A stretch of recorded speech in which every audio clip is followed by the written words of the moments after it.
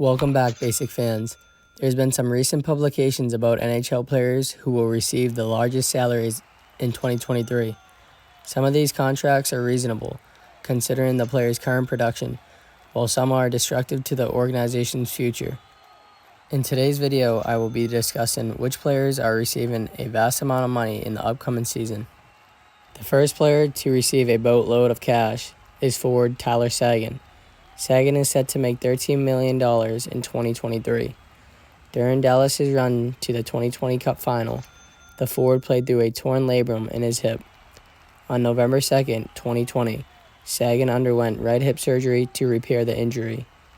Sagan started the 2021 season only to play 3 games while racking up 2 goals before being sidelined due to his hip not being completely recovered. This past year, Sagan severely underperformed by posting 24 goals, 25 assists for only 49 points in 81 games. This production would be ideal for most players around the league, but Sagan is expected to provide a ton of offense higher than 49 points.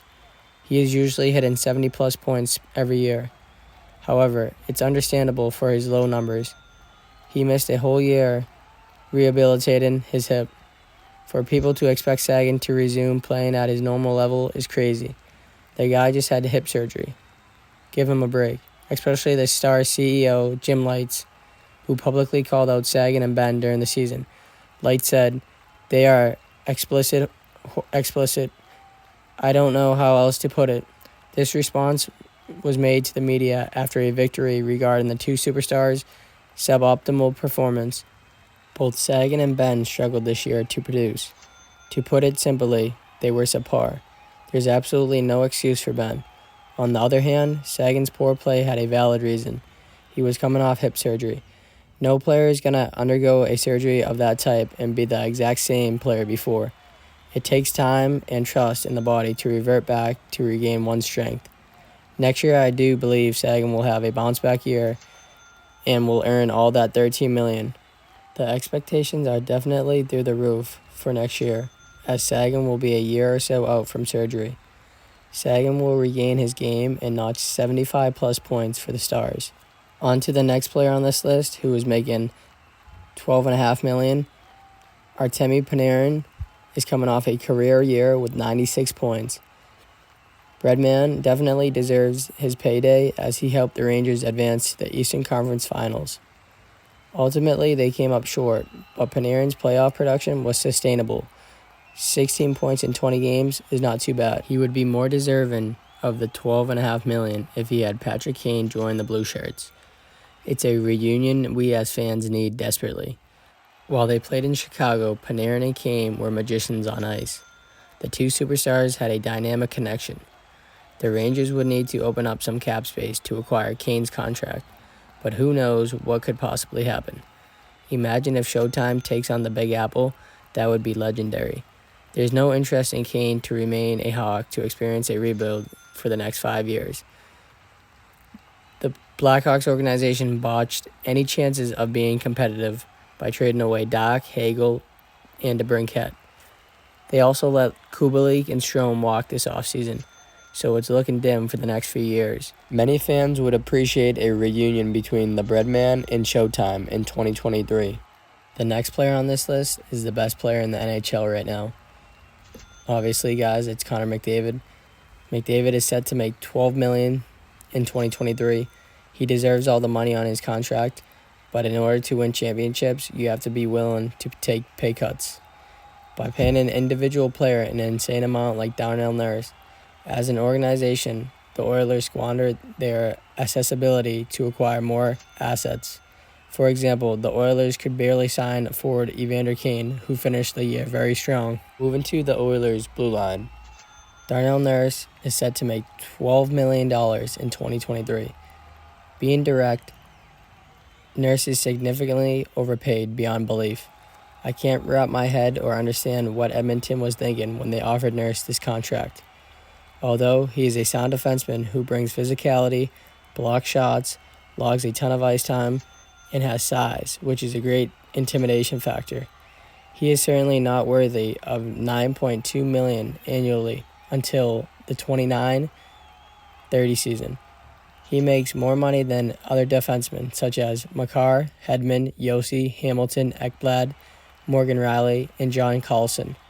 To be honest, Nurse should be making below what Jacob Trouba receives. Trouba's contract pays him $8 million AAV. The Oilers should have signed Nurse to a contract similar to Ivan Provorov. Provorov hauls in $6.75 million, but Nurse accepts this insanely large contract and limits his team's potential in acquiring new assets. Some of that money could be distributed throughout the lineup. You would think Draisaitl would be behind McDavid for taking up the second most cap space on the Oilers. Wrong. It's Darnell Nurse, who takes up 11.2% of the cap. The fact that he makes more money than Draisaitl is foolish. Draisaitl should be the second highest paid player on that roster. How will Edmonton manage to re-sign future RFA Evan Bouchard next offseason without moving valuable players? There is no debate that Bouchard is better than Nurse. He clearly is. All I'm saying is I'd rather give Bouchard the $9.2 million than give it to Nurse, whose play is just not on that level. Moving west to San Jose. At age 32, defenseman Erik Carlson is ready to receive $12 million. During this past season, Carlson was shut down due to a torn forearm muscle that needed surgery. He's a completely different player since being traded to San Jose from Ottawa. Carlson still manages to produce from the blue line at a lower rate, with a stat line of 35 points in 50 games in the 2022 season. It couldn't be more obvious that he is way out of his prime, and if you're a Sharks fan, this contract is tough to swallow because the team is trying to rebuild with the little wiggle room with the cap. If he was the lethal Ottawa version of himself still, I would totally be comfortable giving him this massive deal, without a doubt. Unfortunately, Carlson is far removed from those glorious days he had in Ottawa. From San Jose, we traveled to South Beach. The Florida Panthers captain Alexander Barkov is set to make $12 million in 2023. Barkov's deal is costly, but he wears the C and propels the Florida Panthers to new heights. In my opinion, he drives that team and he's the motor. He's the heart and soul down in South Beach. In order for Barkov to earn all of this $12 million in his whole contract, the Panthers must assemble a team capable of reaching the Stanley Cup Finals. Individually, Barkov puts up great numbers, but in my opinion, he still is in need of a couple more 80-plus point seasons to fulfill his gargantuous contract. The next player is also a Florida Panther with a large salary. Sergey Bravowski is set to make $12 million in 2023. The Russian goaltender's first two seasons with the Panthers were lousy. However, this past year, he bounced back with a 39-7-3 record, while recording 3 shutouts and a goals against average of 2.67 and a .913 save percentage. The Panthers were a powerhouse and won the President's Trophy for their remarkable play in the regular season. Everyone knows what happened to the Panthers in the postseason. They beat the Capitals in 6 games in the first round, then got completely embarrassed by Tampa in 4 games. Yes, a sweep. Their offense struggled in the second round, only posting 3 goals in 4 games, while the defense had their hands full with Tampa's weapons. Overall, the Panthers' culpability in the playoffs was their power play that just dried up and became parched. The power play during the entire playoffs went 1 for 31. Bobrovsky actually played well considering he got no help in the goals department from the forwards and an average defensive performance by the back end. Bob finished the postseason with a 4-6 record while having a .911 save percentage and a 2.7 goals against average. Those stats aren't that bad at all. It represents the underperforming team playing in front of him. It would be a shame if the Panthers traded away Bob. In my opinion, he has the potential to carry a team to the finals. We traveled to Los Angeles for the next player. Drew Doughty is heading into his 4th year on an 8-year deal worth $11 million, which will pay until 2026-2027 season. For the past 14 seasons, Doughty has been an essential piece for the Kings. A $11 million contract is definitely pricey for the star defenseman, but his play is still worthy enough as he remains productive from the blue line. Since signing this deal in 2019-2020, Doughty has 100 points in 162 games played, which is really good considering he's a defenseman, but he is also a -26.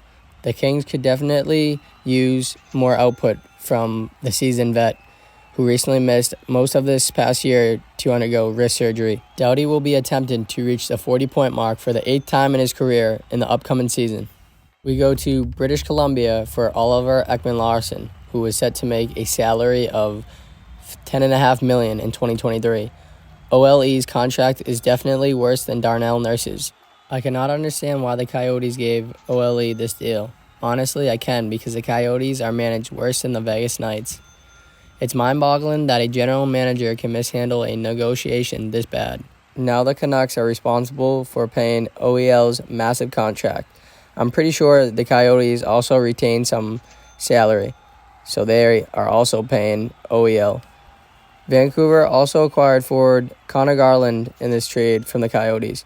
He's a skilled forward who can put up about 50 or 60 points. In the 2 most recent seasons, OEL has failed to tally more than 30 points, which is atrocious, considering he's making more than some of the league's top defenders. Next player I'm going to talk about plays in frigid Buffalo. Jeff Skinner is destined to make $10 million in 2023. I enjoy watching Skinner play because his skating is incredible, and when he's consistent, it's fun to watch. But $10 million is problematic. The Sabres signed Skinner in 2019 offseason for 8 years, worth $72 million for a player who has never had a career high more than 65 points. Out of 4 seasons in Buffalo, Skinner has played good hockey for only 2 seasons. I'm a huge fan, and I wish nothing but success for Skinner for the remainder of his career. His contract is very expensive for the type of player he is. He's the type of player to be way too inconsistent. From 2019 to 2021, he had 40 goals one year. The next year had 14. The year after that, he had 7. Then this past year, he had 33 goals. It's just way too inconsistent, but hopefully he can stabilize his game and guide the Buffalo Sabres to the playoffs. We move to Montreal. Nick Suzuki is going to make $10 million in 2023. Yes, I'll repeat myself. Nick Suzuki is going to make $10 million in 2023. It sounds crazy, but I actually think Suzuki will live up to this massive contract. It looks bad for the Canadiens right now, but later down the road, it will pay off. This contract will pay off. This contract limits the Canadiens, but it's definitely worth it long term as he possesses a substantial amount of potential. The difference between Suzuki's contract and Nurse's or Skinner's is the potential factor. Young, skilled forward plays a 200-foot game and has produced 143 points in 209 career games. Suzuki is still developing his game, and in a couple years, he'll solidify himself as a star in the league. Next up, we head to Chicago. Chicago is in a rebuild right now. Seth Jones is making his money back this year by receiving $10 million on a rebuilding Blackhawks club. It's ironic that Jones didn't want to re-sign long-term with the Columbus Blue Jackets. It's a win-win for both parties. The Blue Jackets are now better without Seth Jones, and Seth Jones gets his payday while playing alongside his brother Caleb Jones. Jones had a very good year on a team that was well below 500. He finished the year with 51 points in 78 games with a minus 37. As a defenseman, he was great offensively, but with a minus 37, he is a liability. In my opinion, the Hawks overpaid Jones, and he should really be receiving $8 or $8.5 million AAV. Let me know what you guys think about some of these player salaries in the comment section below. Thanks for watching. Hit the like button and subscribe for more content.